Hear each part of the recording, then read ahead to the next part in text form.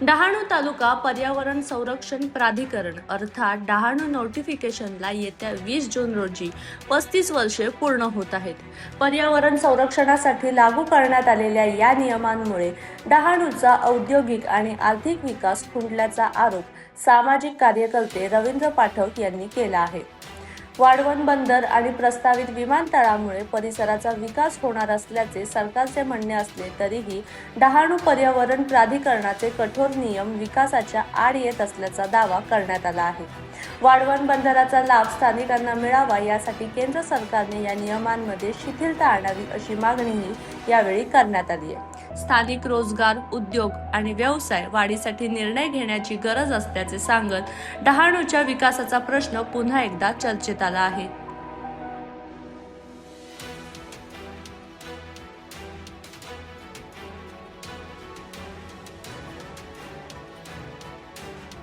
बघा, या नोटिफिकेशन मध्ये लँड यूज तुम्हाला चेंज करता येत नाही. त्यांनी जो डेव्हलपमेंट प्लॅन मध्ये ज्या ठिकाणी ग्रोथ दाखवलेली आहे तिथेच तुम्हाला डेव्हलपमेंट करता येईल, लँड कन्व्हर्जन होईल असं त्यांनी सांगितलेलं आहे. त्याच्यामुळे मेजॉरिटी बागायती आणि शेतीच्या जमीन कन्व्हर्जन होणार नाही, त्यामुळे डेव्हलपमेंटला स्कोप नाही.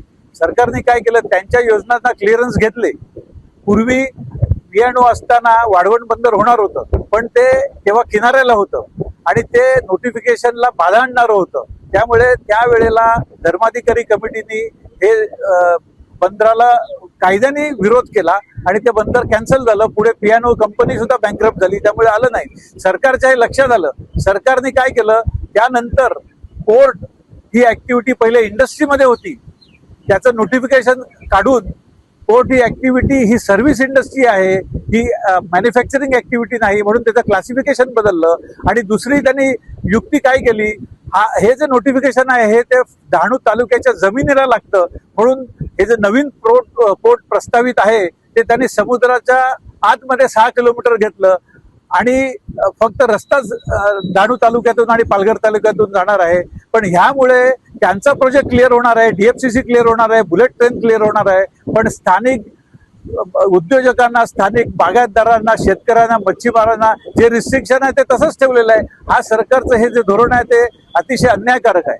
नोटिफिकेशन मध्ये असं म्हटलं होतं की to control the industrial development which has got detrimental effect on environment, आणि त्याच्या 3 कॅटेगरी केल्या होत्या, ग्रीन, ऑरेंज आणि रेड. त्याच्यापैकी ग्रीन इंडस्ट्रीना अलाउड होतं, ऑरेंज इंडस्ट्री काही रिस्ट्रिक्शन टाकून अलाउड होतं, रेड इंडस्ट्री अलाउड नव्हत्या. आणि 1 वर्षात मास्टर प्लॅन पूर्ण करायचा होता, तो महाराष्ट्र शासनाने केला नाही. औद्योगिकरण त्यामुळे डहाणूत झालंच नाही, कारण जे काही डेव्हलपमेंट होणार होती ती बोईसर, पालघर, उपरगाव, वापी या ठिकाणी झाली आणि गेल्या 35 वर्षामध्ये डहाणू हा मागेच राहिला. प्रशासनाने याचा चुकीचा अर्थ लावला. हे रिस्ट्रिक्शन खरं इंडस्ट्रीसाठीच होतं, त्यांनी रेसिडेन्शियल आणि कमर्शियल ऍक्टिव्हिटीला सुद्धा रिस्ट्रिक्शन लावलं. त्यामुळे सर्वांगीण विकास डहाणूचा झालाच नाही, तो ह्या आजूबाजूच्या शहरांपेक्षा खूपच मागे पडला. डहाणू नोटिफिकेशन निघण्यामागचा उद्देश असा होता की BSES ही जी कंपनी होती ती डिस्ट्रीब्युशन करणारी कंपनी होती. माहीम ते घोडबंदर ह्या एरियामध्ये ते डिस्ट्रीब्युशन करत होते. टाटा पॉवर कडून घेऊन ते डिस्ट्रीब्युशन आणि बिलिंग करायचे. महाराष्ट्र शासनाने असं ठरवलं की यापुढे आम्हाला डिस्ट्रीब्युशनसाठी कोणी नकोय, जो जनरेशन करेल तोच डिस्ट्रीब्युशन करेल. म्हणून त्यांचं लायसन्स जेव्हा रिन्युअलला आलं तेव्हा पवार साहेब होते आणि त्यांनी सांगितलं, तुम्ही जर जनरेशन करणार असाल तर तुम्हाला पुढली परवानगी मिळेल. त्यात त्यांनी डहाणू आणि सफाळा या 2 जागा शॉर्टलिस्ट केल्या. डहाणू फायनल झाली, त्यांना सर्व क्लिअरन्स मिळाले आणि त्या क्लिअरन्स मिळाल्यानंतर लँड ॲक्विजिशन वगैरे कारण गव्हर्नमेंट लँड होती ती मिळाली. त्यानंतर टाटाला समजलं की ही BSES आपल्याला कॉम्पिटिशन भविष्यात होणार आहे, यांना जर वेळीच आळा घातला नाही तर ते स्वतः जनरेशन करतील आणि मग आपल्याला एक कॉम्पिटिशन निर्माण होईल. म्हणून त्यांनी लॉबिंग केलं आणि डहाणूचं नोटिफिकेशन आलं 20 जून 1991ला, म्हणजे चंद्रशेखर गव्हर्नमेंटच्या शेवटच्या दिवशी.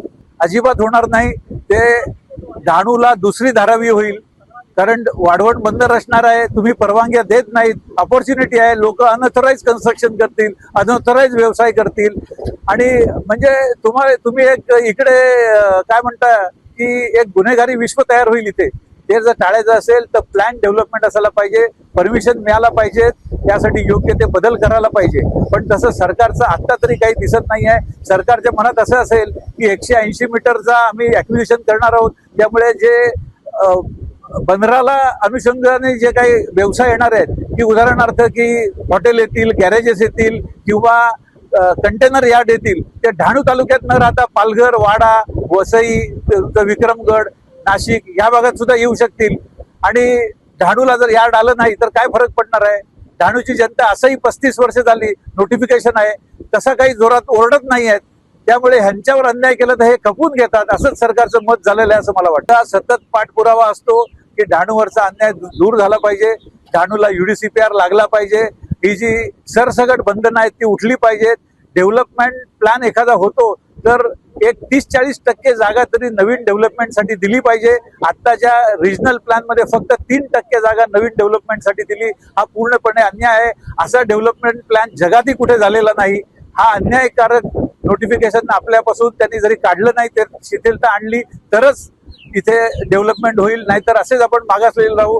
डहाणू हा रिटायर्ड माणसांचा तालुका म्हणून ओळखला जाईल. आपल्या भागातून रस्त्यातून ज्या गाड्या जात आहेत, ट्रेन जात आहेत, त्या पाहण्याचं कामच आपल्याला करायला लागेल, कुठलाही व्यवसाय करता येणार नाही. मुख्यमंत्री दर महिन्याला एकदा तरी म्हणतात की डहाणूला 3रं एअरपोर्ट आणि 4थी मुंबई होईल, पण ते एकदाही सांगत नाहीत की नोटिफिकेशन मध्ये ते बदल करणार आहेत का.